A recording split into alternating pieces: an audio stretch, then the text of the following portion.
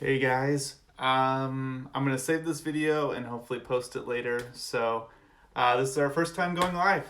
We'll see how it goes. Hopefully it's fun. I kind of just wanted to do like a little devotional time instead of a big lesson or whatever because that would take too long. It would be too boring. But I wanted to give a short devotional kind of leading up to Easter because I was realizing we're only 10 days away.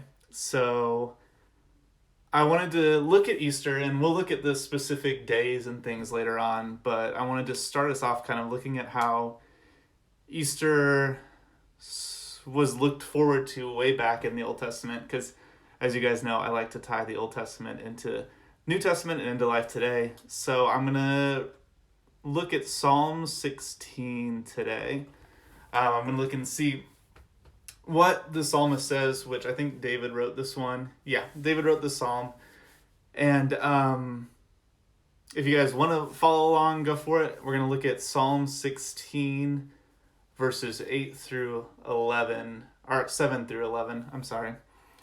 And really the idea I wanted to set was that we're going to see as we look through, I think I'll probably do this most days, we're going to see the story of Easter unfold. We're going to see the story of Jesus coming, being betrayed, and dying on the cross, and coming back from the grave 3 days later. Spoiler alert.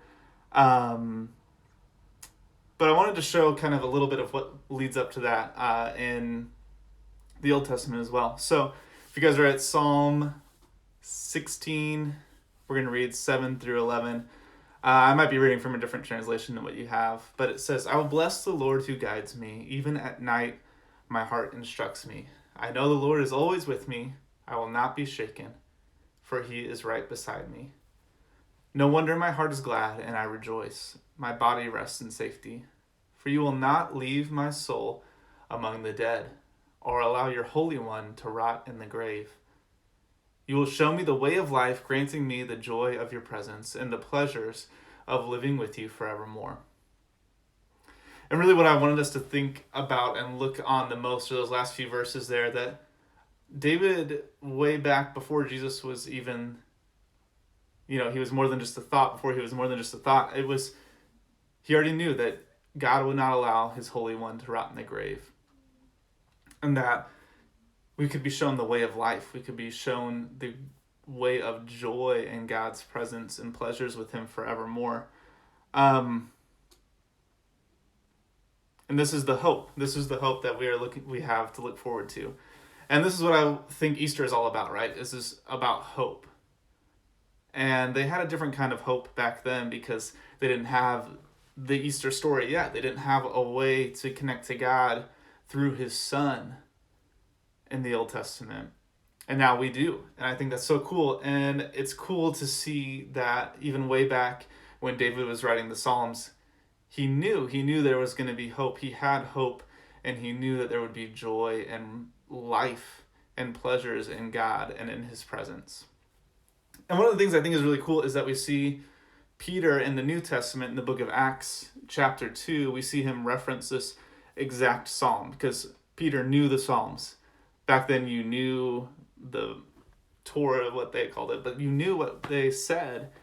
And Peter was able to see how these Psalms and the writings of the Old Testament tied to Jesus. So in Acts 2, Peter is speaking to everybody. He quotes a psalm, and then he says this. He says, fellow Israelites, I can tell you confidently that the patriarch David died and was buried, and his tomb is there to this day. But he was a prophet, and he knew that God had promised him on oath that he would place one of his descendants on his throne. Seeing what was to come, he spoke of the resurrection of the Messiah, that he was not abandoned to the realm of the dead, nor did his body see decay. God has raised this Jesus to life, and we are all witnesses of it. Exalted to the right hand of God, he has received from the Father the promised Holy Spirit, and has poured out what you now see and hear. So what is awesome is that even Peter, back right after Jesus, less than 100 years, because he says that he was a witness of it, even Peter knew that this is who David was talking about. And it's just really cool to see that this idea of hope and this idea of pleasure and joy forever was fulfilled in Jesus, right? Peter is saying that God didn't abandon his son to the realm of the dead or his body see decay. God has not abandoned him. God has raised Jesus to life, and we're all witnesses of it. And now we all get a chance, because of this, to have that same Holy Spirit that Jesus poured out. So today I wanted our thought to be on these things. I wanted our thoughts to be looking ahead to Easter, because again, it's only 10 days away, which is wild. And I wanted us to just think about what this idea of hope is for us. What this idea of joy forever and the pleasures of living in God's presence are. Because those are real things. They exist and they are here for us today. They were what people in the Old Testament looked forward to, and they're what we get to experience. So I guess if you guys want to, just think through this, leave a comment, because I'm going to post these on everything, about what is something that you have, that not that you have hope in, because you have hope in Jesus, but something that reminds you of this hope of Jesus. What is something that you know you can have hope to persevere through because of what Jesus has done on Easter as we look forward to this? So like I said, I'll be posting these most days leading up to Easter, probably even after, just depending on how long everything goes on. And if anyone wants to respond, I'll totally respond to them.